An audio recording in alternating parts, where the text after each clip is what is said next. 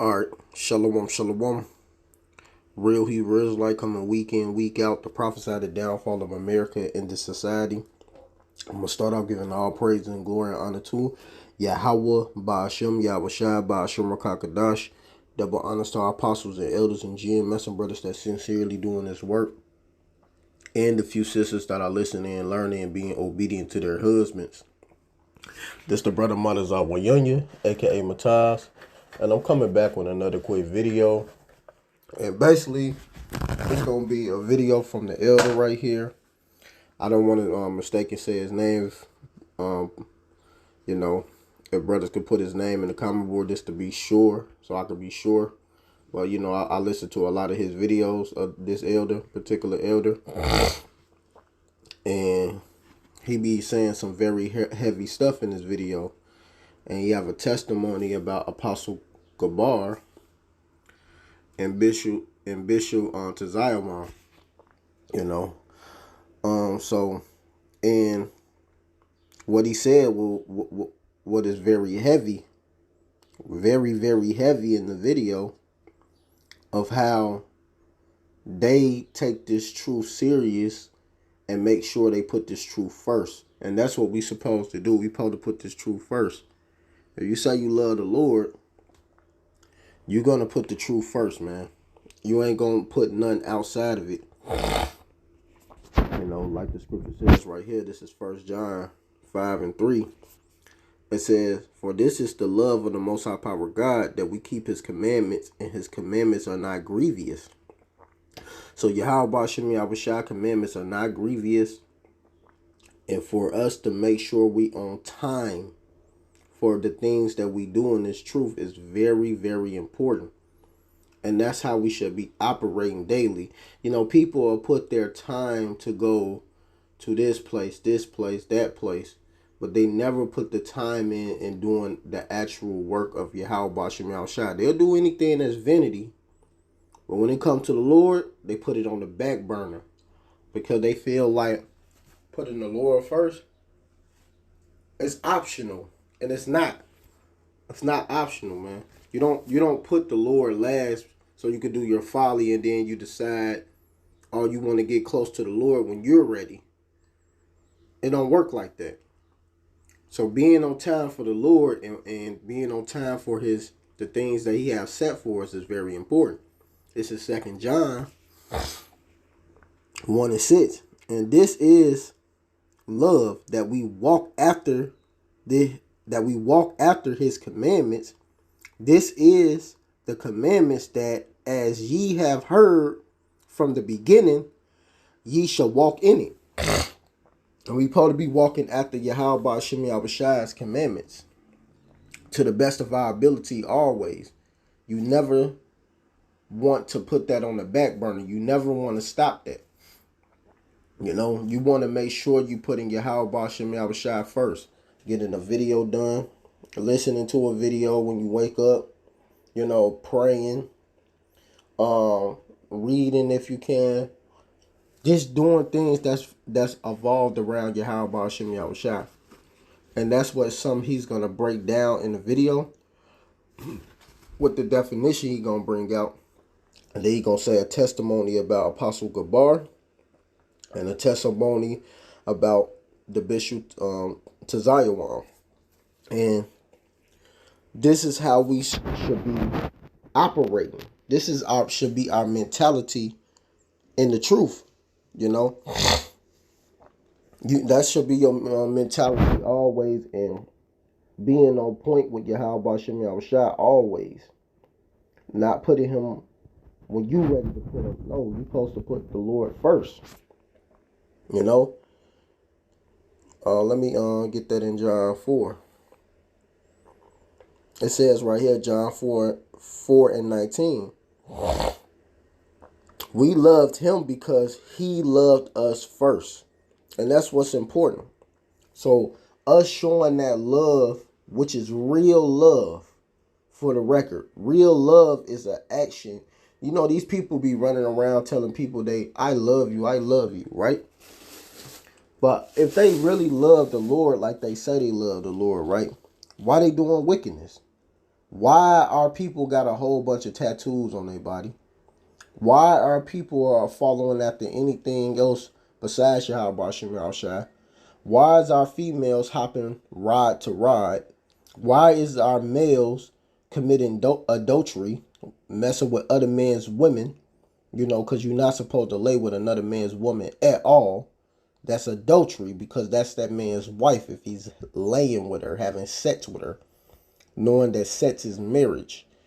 You know, and sex ain't even in the Bible any goddamn way. You know? So, why is our people doing all of this wickedness instead of putting the Lord first? They'll be steering away from wickedness. They'll stop eating the pork, the shrimp, the lobster, all of the abominations that come out of the sea. They'll only eat a fish with scales and fins, which is actual food. They'll only eat the things that the Lord said as lawful. That's a part of understanding of putting the Lord first and being on time when it comes to things, being on time when it comes to camp, being on time when it comes to class, being on time for everything. You'll start having that mentality of being on time with the Lord, showing that love towards the Lord, making the sacrifices to really be close to YAHAWASHI. You will give the diligence for that, and you will make that a priority. And you will live it. You know? So I'm going to go to the video and let some of it play. So here the video. I'm going to let it play. Let me turn down the volume a little bit so it don't be too loud when y'all turn it up on y'all phone. Let it play. Punctuality is a must in its truth. We must all have punctuality in this truth.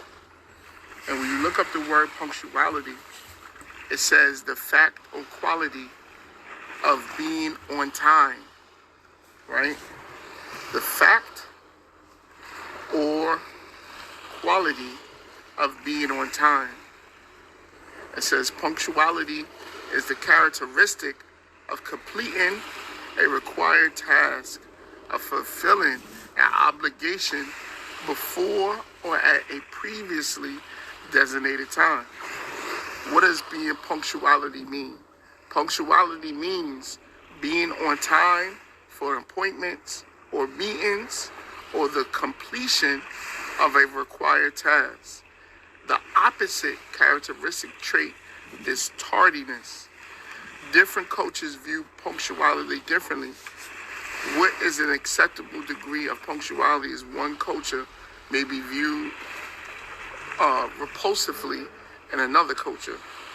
And punctuality is a must.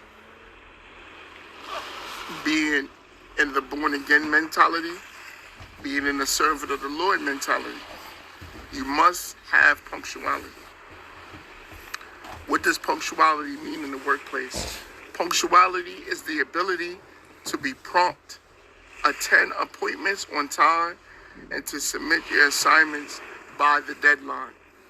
Right?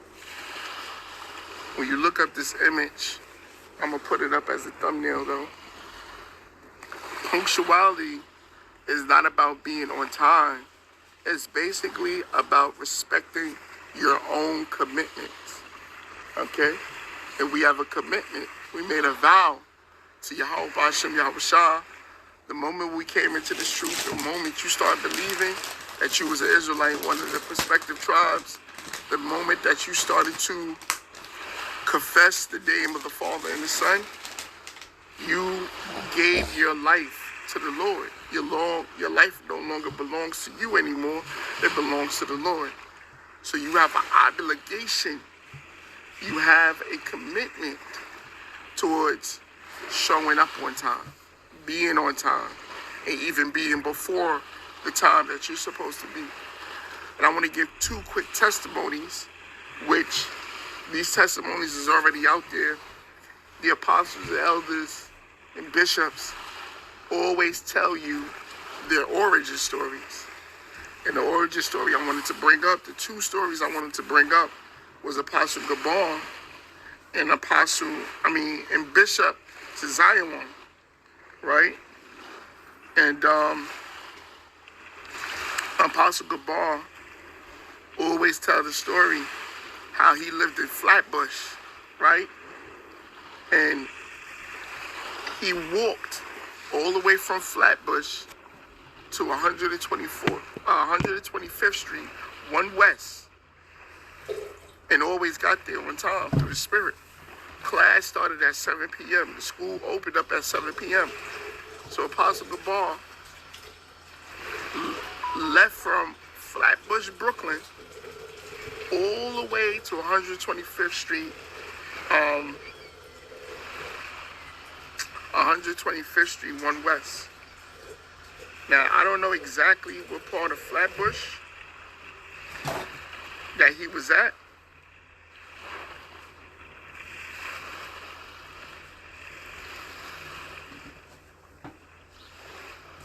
But I always show brothers and the few good sisters that's listening and learning, I want you to see this. It says, I don't know if it says 4 hours and 54 minutes, right? 4 hours and 54 minutes. That's how long it took from Apostle Gabar to leave. Now, I know it looks small, but that's 4 hours and 54 minutes distance from where the school was at. And he had to attend the school, I believe it was every day, if I'm not mistaken. He could come on the comment boards and correct me if I'm wrong. So, from Flatbush, Brooklyn to 1 West, and y'all could Google this yourselves, it says it took 4 hours and 54 minutes. And he always showed up to the school on time. What is our excuses? What is your excuse for not making it to camp on time? What is your excuse for not showing up to class on time? What is your excuse for not showing up to the Lord's business on time? It's unexcusable, man. There's no excuse on the planet Earth outside of sickness and work, right? That you can't show up for the Father's business on time. That's why punctuality is a must, and it's true. So, he says, Shalom, bro. Yeah, I used to wave my aunt's crib 3 p.m. and I get in the school a few minutes before 7 p.m. So he would get there before the time that he's supposed to be there. That is what you call punctuality, right? And this is a characteristic that we all must pray for, first and foremost, and we all must develop in this truth. And once again, because I'm telling you or delivering this message to you, right, through the Spirit, this message applies to me 10 times more. So it says, a few minutes before 7 p.m. class, and it started around 7 p.m., and then brothers would give me a token to get back home. So you see how the Lord provided him? He did a service, right? He gave diligence to get to the school on time or even before time, and then the Lord had mercy on him and blessed him to get a token to make it back home safely, right? And it says, Salakia for later, that was it. And then the second story, or the second testimony I want to give is Bishop to Zion, right? So Bishop to Zion used to, after he get out from work, he would leave from New York, right? And go all the way to Connecticut where the House of David was at. And it was the same thing out there. The school opened up at 7 p.m. So he would get out there hours before time. And he said class was Monday, Wednesdays, and Fridays. He would get out there before the school even opened up. And he would sit in his car until somebody came to open up the school, which he said usually was Apostle Ramlan. He said he'll be sitting in his car sleeping because he was waiting for the school to open up, right? So what is your excuse for not coming to camp on time, or your excuse to not showing up on class on time, or councils on time, or anything revolving this truth in the Lord and the Father's business. What is your excuse? Remember something. Your life revolves around the truth. The truth doesn't revolve around your life. Your life revolves around the truth. The truth does not revolve around your life. All right? The Lord, when you read the book of Numbers and Leviticus and Deuteronomy, you see how meticulous the Lord was about the tabernacle and about the structure of the house of the Lord. You see how meticulous and how he's real particular, how this is carved, how this is supposed to be done, how this is supposed to be cast away. And then he told us, be ye holy, for I am holy. Right? So we must have punctuality in this truth. So going back to Bishop to Zion one, he would get off from work, and then instead of parlaying, bullshitting, going back home, let me run and do this first, let me run and do that first, he made it his business to get to the school hours before it opened up, just so he could be there on time. And that's what you call diligence, that's what you call faith, and that's what you call punctuality. All right? He said he would fall asleep in his car sometimes, or sometimes he'll just stay up and listen to the shows, and because, you know, they used to record it on their tape recorders, or they used to have the little cassette tapes, and he'll play the tapes in his car, waiting until somebody opened up the school, which was Apostle Rob Lob, and then he'll sit there with Apostle Rob Lob, one-on-one, getting the scriptures, getting spiritually fed. What is your excuse? Really, man. What is this procrastination, lackadaisical, I'll take care of it when I'll get there when I can. No, that is unacceptable, man. That is truly unacceptable in his faith, in his walk. That is that old man bullshit, man. It's supposed to be a sense of urgency, a sense of, I need to do this, versus I gotta do this, or, you know, it's just something I'm doing. It has to be a sense of urgency revolving his truth. And he said it perfect.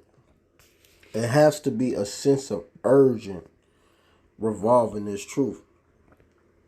And the scripture says, I'm going to hit this Romans 12:1. It says, I beseech you, therefore, brethren, by the mercy of the Most High Power God, that ye present your body a living sacrifice, wholly acceptable unto the Most High Power God, which is your reasonable service. This is our duty. This is what we must do. Period. We must follow this. We must be on time. We must do this, you know, with love and showing that diligence to YAHAWASHI, that we really love him. Actions. Really showing that. Punctuality. Really showing the punctuality that we love YAHAWASHI. We would do anything for him that's required of us. You brothers and sisters out there that say they love the Lord. You know, if you really love the Lord and showing love, or you care about this truth, you will cut wickedness off immediately. And you will follow after this and don't even look back and be on time for the things that are required. You know, that's important. And it ain't no excuse. It's no excuse. Verse 2. And be not conformed to this world, but be ye transformed by the renewing of your mind, that ye may prove what is that's good and acceptable and perfect will of the Most High Power God. You're going to show what's acceptable to Yahweh Shem Yahushua, and you're going to do what is the perfect will of Yahweh Shem Yahushua. You're going to show that diligence, and you're going to renew your mind. That means you're going to stop all the bull crap that you ever did in the world, being late on things, procrastinating, being a nigga, doing this wickedness, that wickedness. You're going to really show Yahweh Shem Yahushua that you need him. Because we need the Lord. The truth revolve around us. It don't revolve around you. You know, you supposed to be in this truth, man. You know, all the way. Ain't no half-ass in this, man. You know, this is our duty. You know, I got to get that. This Ecclesiastes 12 and 13. Let us hear the conclusion of the whole matter. Fear the Most High Power God and keep his commandments. For this is the whole duty of men. This is our duty to do. Our duty to be on time. Our duty to be diligent to Yahweh Shem Yahushua, showing that diligence. You know, what the scripture says right here, man. Philippians 2 and 12. It says, wherefore, my beloved, as ye have always obeyed, not as in my presence only, but much more in my absence.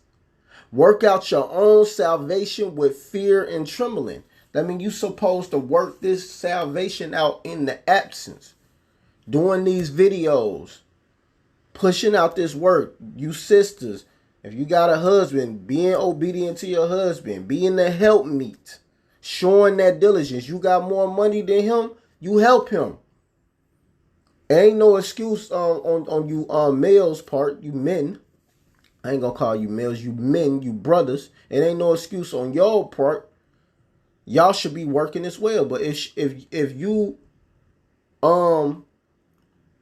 you know, sisters are making a little more bread than your husband, you help him. You be a helpmeet. You show the diligence that you're gonna be there for him. And if you don't have a husband, you help the ministry. Send your tithes off. Be a better wife. I mean, learn how to be a wife. Dress a certain way. Stop dressing like a harlot. You know, stop wearing harlot attire. You know, cover your skin. Try to cover your hair as much as you can. You know, we understand you got certain jobs where you have to dress a certain way, but you don't have to still wear super tight clothes at that job to get a point across. You know? This ain't a fashion show. It's really showing diligence to Yahweh Shem Yahushua that you love him and you're going to do whatever you can, keeping the commandments to the best of your ability to work out your own salvation with fear and trembling. Simple. It's no getting around that. It's really not. And if anybody want to try to get around that, they just being wicked at this point, you know. I think it's... Oh, give me 1 second. Hold on. Still getting it wrong. No, that's it. Give me 1 second. Here you go. This 2 Peter 1 and 10. Wherefore the rather, brethren, give diligence to make your calling and election sure. For if ye do these things, ye shall never fall. And you supposed to be making your calling and election sure. Giving that diligence. Showing Yahweh Ba'ashem Yahushua you need him. Being on time for the things. Being on time what Yahweh Ba'ashem Yahushua got required. Not just being on time, but showing that diligence that, hey, I got to put off this old creature that I was and put on the new creature. Becoming a whole new person. Following a whole new way. Thinking on a whole new level. Having your mind elevated and leveled up. And not being on this degenerate mindset. This niggerism. Following after wickedness. Really putting off wickedness. And putting Yahweh Shem Yahushua first. And showing that, hey, I want to be righteous. I want to be holy. I want to be, you know, that unblemished lamb. I want to be not with spots. You know, I want to show that. And that's how you should be in this truth with the punctuality. You know, showing that. This is Revelations 3 and 15. I know thy works, that thou art neither cold nor hot. I would thou were cold or hot. So then, because thou art lukewarm and neither cold nor hot, I will spew thee out of the mouth. You can't serve two masters. It's either you gonna serve one and hate the other. It's not no in between. It's not none of that. It's putting YAHAWASHI first, and that's it. Showing that diligence. You know, that's what you supposed to be doing. That's what you're supposed to be showing to YAHAWASHI's ministry. And you sisters, you supposed to be showing that if you have a husband and helping and doing, being a helpmeet, being right, trying to be holy, not arguing back, not talking back when your husband say be quiet. Scriptures talk about a quiet woman is a gift for the Lord. A woman that know how to be quiet.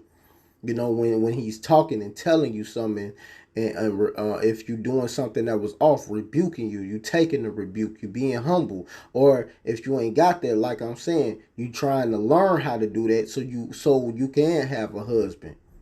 And you should be wanting a husband to pick you if you don't have nobody. Not waiting, but of course get your mind in order, but so you can be right. But you're gonna be seeking that. You know, period, point blank. But you know, this was the lesson for the day. I ain't gonna go on because it's getting a little late. It's about 1:17 already. 26 minutes in. You know, I'm about to close it. But hey, just keep these things in mind. Keep these things in mind. Follow after YAHAWASHI. Really take this truth seriously. Don't put this on the back burden. This is your life. And you could lose your life not following this. So with that, I want to give all praises and glory and honor to Yahweh Ba'ashem, Yahushai Ba'ashem Rakakadash. Double honors to our apostles and elders and GMS and brothers that sincerely doing this work. And the few sisters that are listening and learning and being obedient to their husbands. Keep pushing and doing the work. Shalom Barakathum and a Ball.